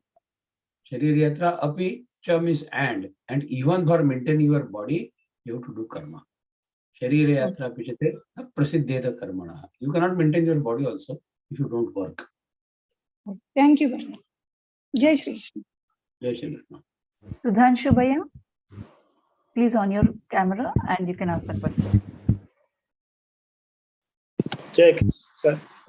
Sir, what is Niyata Karma, Vihita Karma? There are some 4 to 5 karma. Yeah. See, these definitions will come in the next few shlokas of this adhyaya, but we can discuss it briefly. Prescribed karmas, our prescribed duties. Like I said, as a human being, you are supposed to take care of your parents. You are supposed to take care of the needy, poor around you. You are supposed to take care of the sick people around you. You are supposed to take care of your colleagues in the office. If you are traveling, you are supposed to be careful about your co-traveler who is traveling with you. If you are eating, you can offer food to him also. Bhai, main khana kha raha hu, aapko chahiye kya? Aap khayenge mere saath? This is a normal courtesy which you are supposed to offer to your co-passengers also. So these are all the kartavya karma. You are entering into your building and an old man is ahead of you. He is not able to open the lift door. You open the lift door for him and request him to get inside the lift. Then you follow him, you close the door and you politely ask him which floor you want to go. He says, I want to go to 9th floor. Then you press 9th floor, he goes to 9th floor, you go to whatever floor you want to go. This is your kartavya karma, this is your duty. But all this you are supposed to do without expecting any return or reward. If you open the lift door for an old man, don't expect that he will give a smile to you and he will say thanks to you. People get hurt that I helped that man for crossing the road or for helping getting into the lift or whatever little thing I have done. They expect return that he should say thanks to me. And if he doesn't say thanks or doesn't give a smile back in return, then they get upset. So this is something which we are changing our, we are spoiling our akarma, that means nishkam karma into sakarma, sakam karma. We get tremendous opportunities in our day-to-day life to do nishkam karma. But every time we expect some return reward from our karma, we ourselves convert our nishkam karma into a sakam karma. And any sakam karma will put a bondage on you. So it is we ourselves who are creating bondage of our own karmas by converting a nishkam karma into a sakam karma. Paramatma's teaching in this adhyaya is that you should do nishkam karma. Don't expect return award of every karma that you do. So that is the prescribed duty and prohibited duty. That means don't insult your parents, of course not. But even then people insult. Young boys, they insult their father in front of their friends, saying that क्या पापा आपको mobile चलाना भी नहीं आता, आपको पता ही नहीं, कुछ सीखे ही नहीं, आप तो ऐसे गवार रह गए. This is a big insult to the parents. Okay, mobiles were not there when your father was very young. Mobiles, okay, have come recently. Internet has come recently. Your father may not be an expert in using all that, but that does not give a right to you to insult him. You can explain to him politely that this is how you to use it. So insulting your parents, or as I said, stealing money from somebody else or deceiving somebody, these are all nishiddha karma, prohibited work. So these we should not do. So there are three types of karma: karma, vikarma, and akarma. So karma is the sakam karma. Vikarma are all those prohibited karmas, and akarma are the jobs, the karmas that we do without getting bondage to it. So karma is something which will put a bondage on you invariably. In 14th Adhyaya we learn in Gunatraya Vibhaga Yoga that even sattvic karma of helping others financially or emotionally put a bondage on you. Even if the karma is sattvic, it puts a bondage on you. So the only way to get salvation, liberation, or moksha is to go beyond all those karmas. And the only way to get that is don't expect any return or reward from your karmas. Cross over all those three gunas of the karma. When you do that, your karma is becoming expectationless, rewardless, then your karma gets converted into a karma. It is like walking in the mud. Karma is like walking in the mud, because every karma will put sting to your body. It will stick to your body. But the Nishkam Karma Yoga is a magic through which you walk in the mud. That means you keep doing all sorts of karmas, sattvic karma, rajasi or tamasi, whatever karma, without expecting any return or reward. So don't allow your karmas to get stuck to you. Any karma getting stuck to you will put a bondage on you. So the only art, when you walk in the mud, and if you don't want mud to get stuck to your body, what you do? You put gumboot on, or you put raincoat on, and then you walk. And when you cross over, you remove your gumboot or you remove your raincoat. Your body is neat and clean. So you walk through the mud, but the mud doesn't stick to you. This is the art of karma yoga. You do the karma, but the karma should not stick to you. This is the akarma. So karma, vikarma, and akarma. There are three things. Mitaji, you can Thank ask you. a question.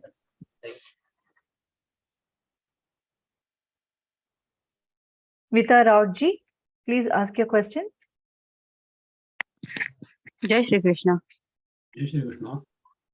I wanted to ask you how to stop or refrain ourselves from doing nishiddha karma. How to stop ourselves from doing nishiddha karma? Yes. Is that the question? You see, when you train your mind that your body, intellect, your senses have been given to you for attaining moksha, for attaining salvation, for attaining Paramatma, and whatever bad you do, you decide and you lead yourselves to the destiny yourself. Nobody else does it. Your karmas will lead you to the destination that you have chosen for yourself.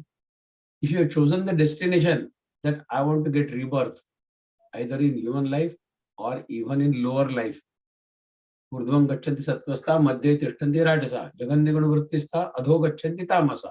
Sattvic people, they get urdhvagati. That means they may attain heaven, swarga. Madhye tishtanti rajasa. That means rajasi people whose main work, action, karmas are rajasi, they get again rebirth as a human beings.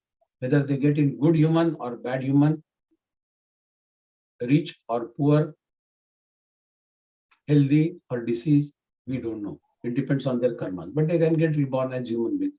And adho gachanti tamasa. Tamas people, they get the yonis which are inferior to even human life. So when we keep training our mind that if I do any unprescribed karma, yajnarthat karmano anyatra, if I do any karma which are other than my prescribed duties, that means I do some nishiddha karma even for myself or for somebody else.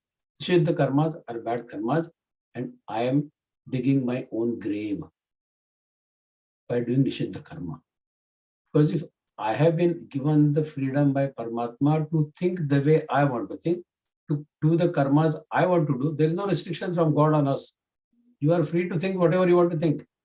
You are free to do whatever karmas you want to do. But if we misuse that freedom, then we have to pay for the consequences. So when we realize that we have to pay for the consequences, then probably we can come on the right path.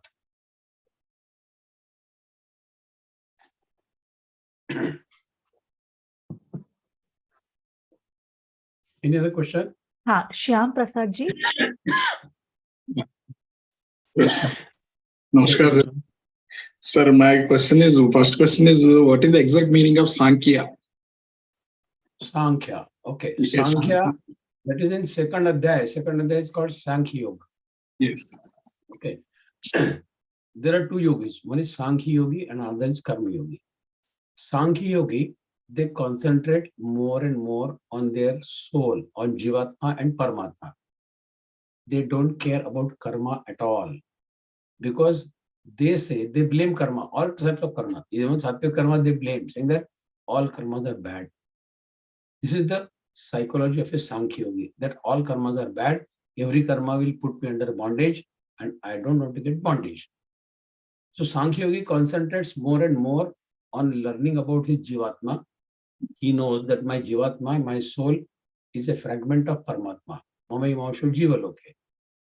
He knows that my soul is a part of Paramatma, and taking this fragment of Paramatma, my soul, to the Paramatma is the only responsibility I have as a human being in this life. Doing karma is not my responsibility. My responsibility is to do some kind of Jnana sadhana, yoga sadhana, only with the objective that my soul should become one with Paramatma, of which it is a fragment. So making a meeting of my soul with Paramatma is the sole objective of a Sankhya Yogi. In the process, he denounces karmas. He doesn't want to do any karma. And his full focus is only on understanding himself, Atma Gyan, knowing about his own soul. And this is what he calls as Adhyatma. Making a meeting between my soul and Paramatma is the definition of Adhyatma of a Sankhya Yogi. That this is the only way I want to live my life. I don't believe in karmas. So that is a Sankhya Yoga. Sankhya means jnana. Can we take it as a jnana? Sankhya, Gyan, Buddhi are all three similar words. One and the same words. It gives the same meaning. Okay. The next question is, so far the Krishna's saying that you should not have any attachment with that result of your karma. That is the one. But in this Ajaya, this 7th sloka, one more new word he has given to us, that is the Ashaktasya Vishishyate. That means you should not have any interest on anything. That is what I understood from this Anashakta. Ashaktasya. Asakti Rahit. Asakta means Asakti Rahit, no attachment. No attachment or no interest on anything? No attachment to anything. No Okay. attachment to anything. No attachment. So here this question, my question is, when we don't have any interest on final result and we don't have any attachment with anything, then how we can do the karmas? The karma means when we do the karma, when we have some interest on my end result is I will achieve my goal, I will be graduated, I will get a good job, I will become a CEO, or this project will be completed. All the things are my goals, the end results. If that is not there, how can I work to achieve that one.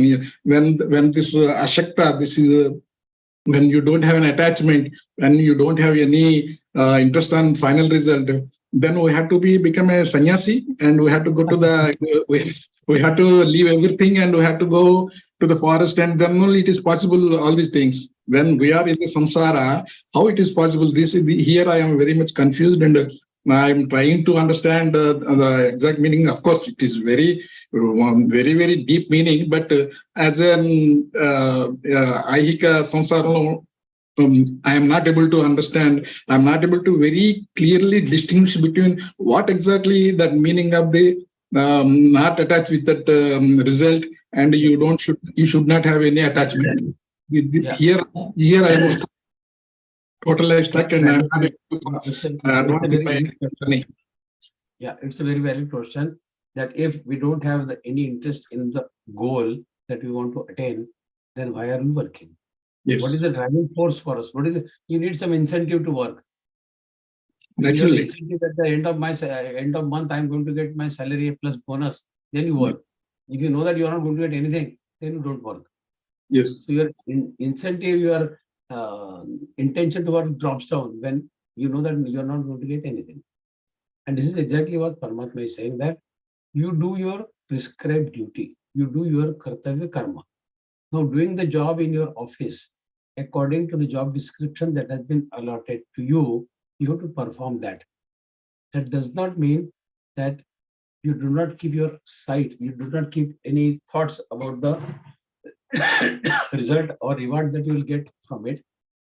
It only means that you may get favorable result, you may get unfavorable results.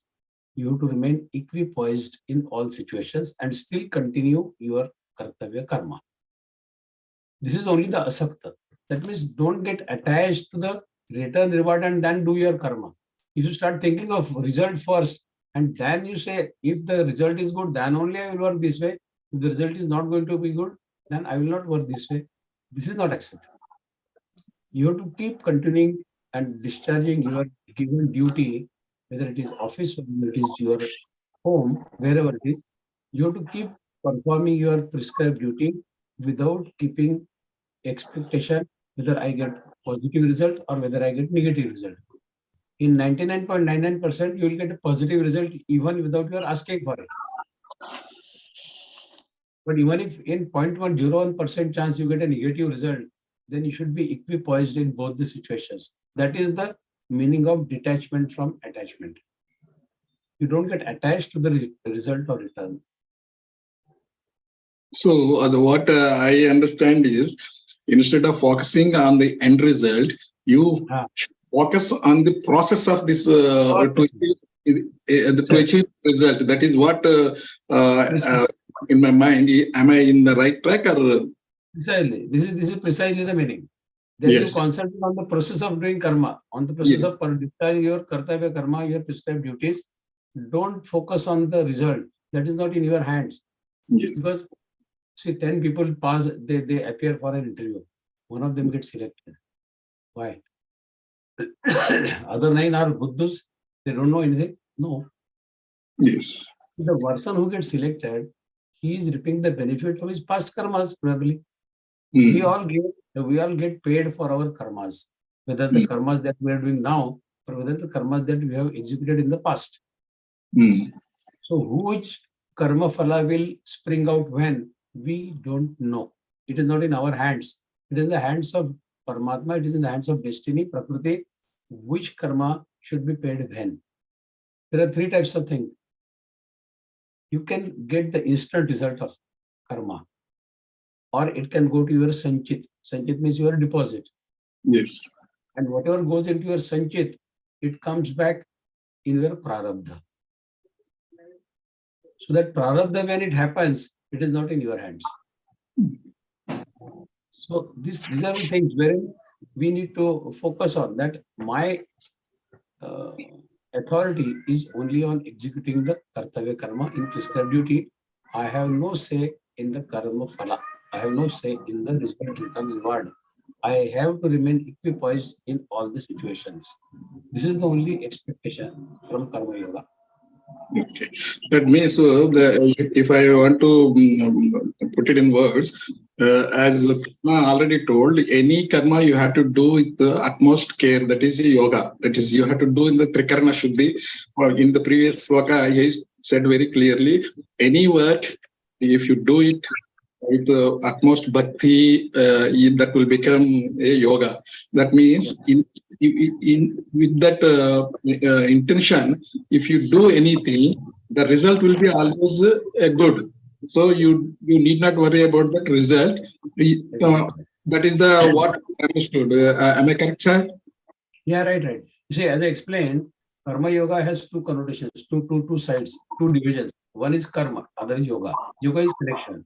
We are doing karma for the world, for others who are dependent on us, or for the people surrounding us, for the world. We are doing karma for others, not for self. We are doing for others. And in the process, we are establishing connection with the Paramatma. So karma for world and yoga, that is connection with the Paramatma. This is karma yoga. And finally, even if it is having some negative result, you should not worry about that one. You should. That is also one very important thing we have to keep it in mind always. That is, am I correct, sir?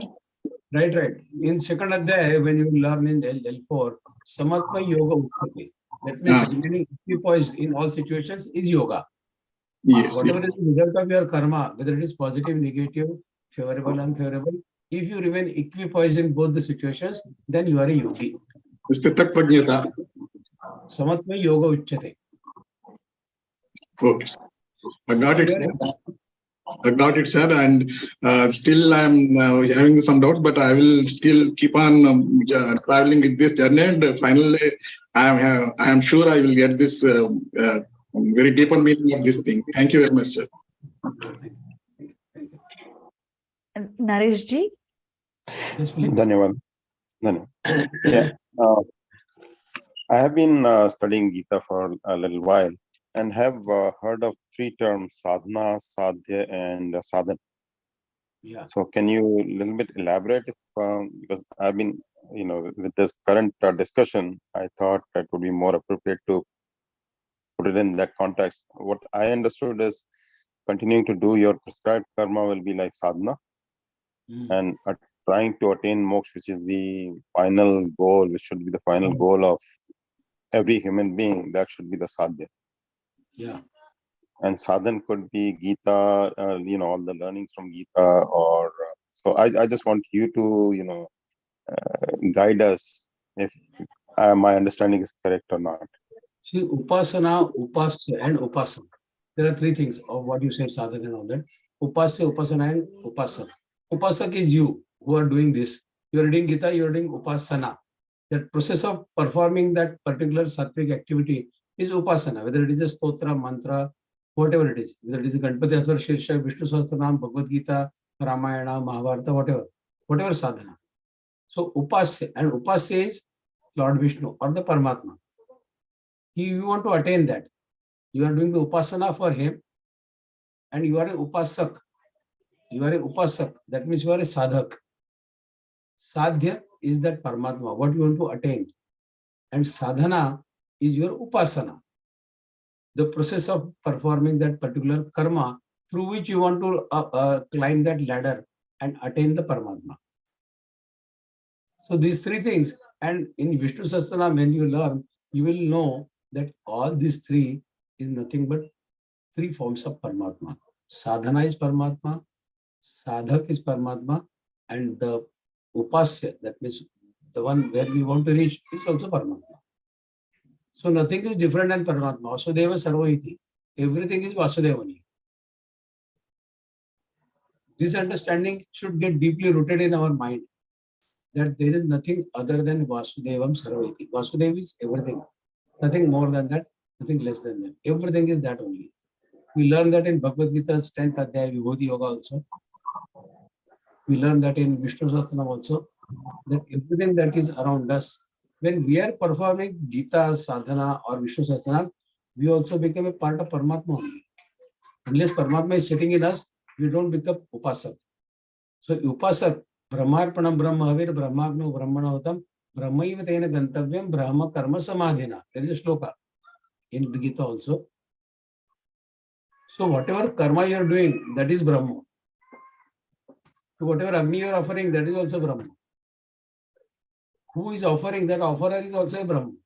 And the end result that you will get of that yajna, kartavya karma, is also Brahma. So Brahmarpana Brahmavir Brahmagno Brahmana Utam Brahmaiva tena gantavyam Brahma karma samadhina. Everything is Brahma. Nothing is different than Brahma. So this upasya, upasaka and upasana are also the three forms of Paramatma only.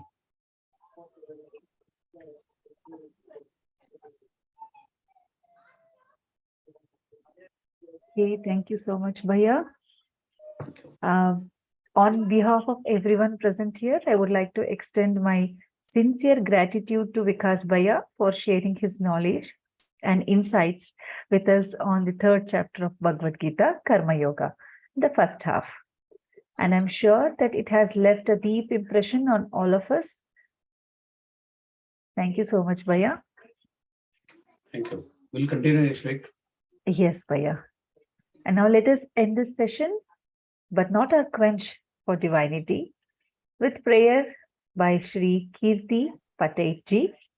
Kirti ji is a retired officer from MTNL. She is Tech, GC and TTG mentor. And she is with Geeta Parivar since July 2021. Kirti ji. Please unmute yourself, Didi. I think network problem is there. Okay. Kirti Didi, please unmute yourself. Tejaswini Didi, you please take. Okay. Kirti ji, you can unmute yourself and quickly do the prayer.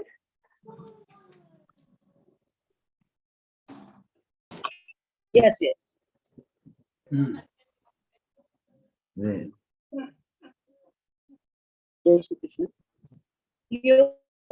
Yogesham Satchidanandam Vasudevam Rajapriyam Dharma Samstapakam Veeram Krishnam Vande Jagadgurum Shri Krishnam Vande Jagadgurum. Shri Krishna. Thank you, Kirti ji. Thank you, dear sadhakas, for attending today's session. And thank you, the entire tech team who worked very hard to make this session a success. And I would request sadhakas to please stay until the Hanuman Chalis is done, and then you can leave the session. Thank you.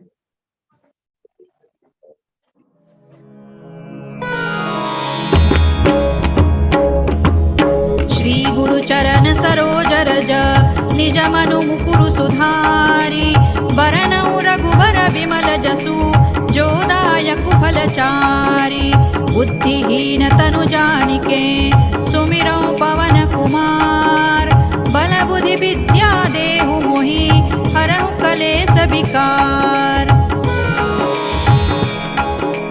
जय हनुमान ज्ञान गुण सागर जय कपीसतिहु लोक उजागर रामदूत अतुलित बल धामा अंजनी पुत्र पवन सुत नामा महावीर विक्रम बजरंगी कुमति निवार सुमति के संगी कंचन बरन विराज सुबेसा कानन कुंडल कुंचित केसा हाथ वज्र और ध्वजा विराजे कांधे मूज जनेऊ साजे शंकर सुवन केसरी नंदन तेज प्रताप महाजगवंदन विद्यावान गुणी अति चातुर राम काज करिबे को आतुर प्रभु चरित्र सुनिबे को रसिया राम लखन सीता मन बसिया सूक्ष्म रूप धरि सियहि दिखावा विकट रूप धरि लंक जरावा भीम रूप धरि असुर संहारे रामचंद्र रामचंद्र के काज संवारे। लाय सजीवन लखन जियाए, श्री रघुबीर हरषि उर लाए।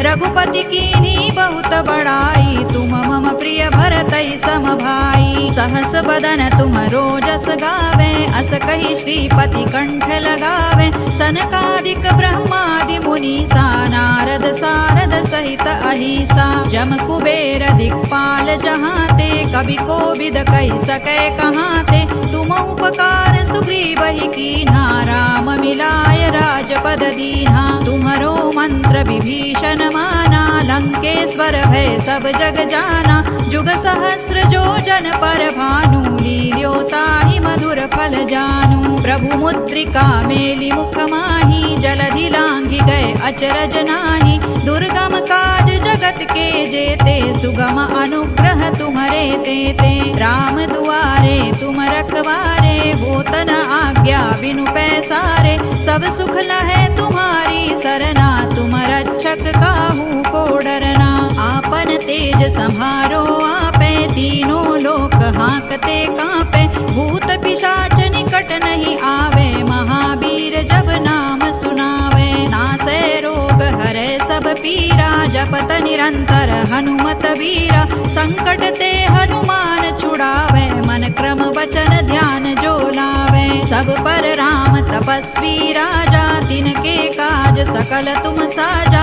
और मनोरथ जो कोई लावे, सोई अमित जीवन फल पावे। चारों जुग पर ताप तुम्हारा है, प्रसिद्ध जगत उजियारा। साधु संत के तुम रखवारे, असुर निकंदन राम दुलारे। अष्ट सिद्धि नौ निधि के दाता, असवर दीन जानकी माता। राम रसायन तुम्हारे पासा, सदा रहो रघुपति के दासा। तुम्हारे भजन राम को पावे, जन्म जन्म के दुख बिसरावे।